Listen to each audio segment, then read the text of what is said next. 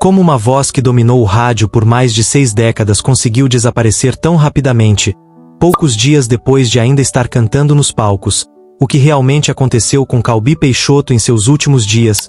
Hoje eu vou dissecar essa história, sem inventar detalhes de uma autópsia que nunca foram divulgados. Calbi Peixoto Barros nasceu em Niterói, em 1931, em uma família ligada à música. Seu pai era violonista, seu tio era pianista e seus irmãos também seguiram o caminho artístico. No final dos anos 40, Calbi começou a participar de programas de rádio. Em 1951, gravou seu primeiro disco e pouco depois se tornou uma das maiores vozes do Brasil. Com sua voz grave e marcante, conquistou multidões e ficou conhecido por sucessos como Conceição e Blue Gardenia.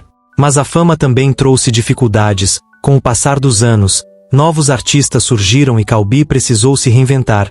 Mudou o visual, tornou suas apresentações mais teatrais e conseguiu continuar relevante. Só que, na velhice, o desafio já não era mais conquistar o público, era fazer o próprio corpo acompanhar sua carreira.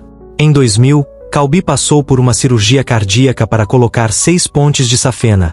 Além disso, enfrentava diabetes e hipertensão. Em 2015, chegou a ser internado em estado grave, mas voltou aos palcos pouco depois. E é aqui que a história começa a ficar perturbadora. Aos 85 anos, Calbi ainda estava trabalhando. Em 2016, fazia uma turnê ao lado de Ângela Maria, chamada 120 anos de música. No dia 3 de maio de 2016, subiu ao palco do Teatro Municipal do Rio de Janeiro, sem saber que aquela seria sua última apresentação.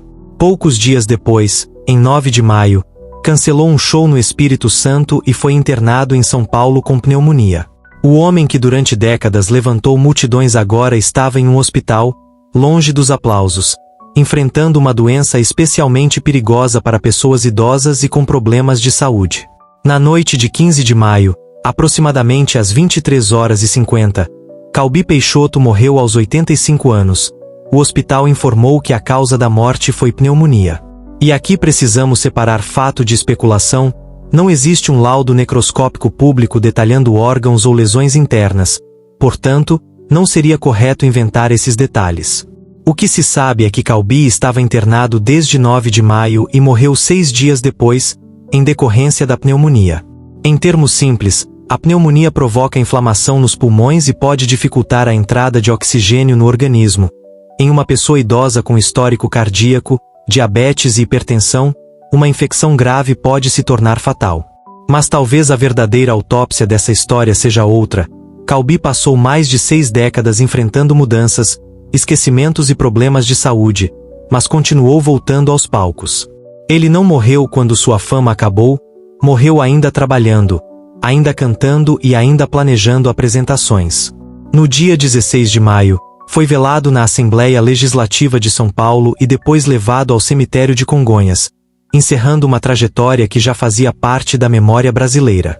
A voz que parecia eterna finalmente se calou, mas deixou uma pergunta: se até uma lenda como Calbi Peixoto precisou abandonar o palco, talvez o verdadeiro legado de uma vida não esteja em quanto tempo permanecemos sob os holofotes, mas naquilo que deixamos quando as luzes finalmente se apagam.